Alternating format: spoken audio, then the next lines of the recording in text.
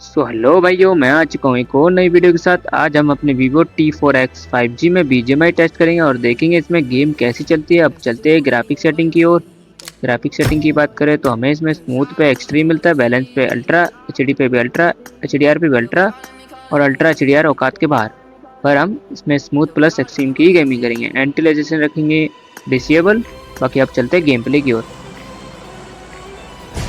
Jump करते time कुछ ऐसे एफपीएस देखने को मिलते हैं हमें इस डिवाइस में। बाकी आप देखिए कहाँ कहाँ एफपीएस ड्रॉप हो रहे, कहाँ कहाँ नहीं हो रहे। मैं मिलता हूँ आपसे एंड में।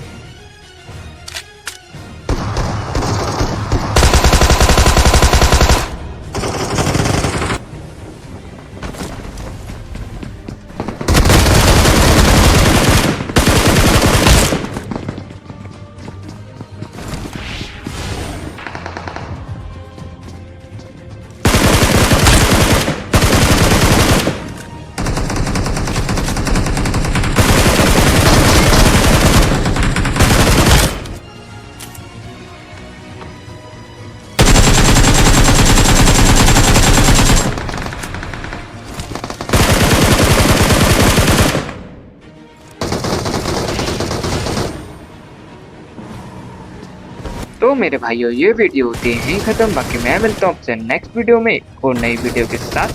तब तक के लिए बाय बाय, टाटा। अगर वीडियो अच्छी लगी हो तो लाइक एंड सब्सक्राइब जरूर करना।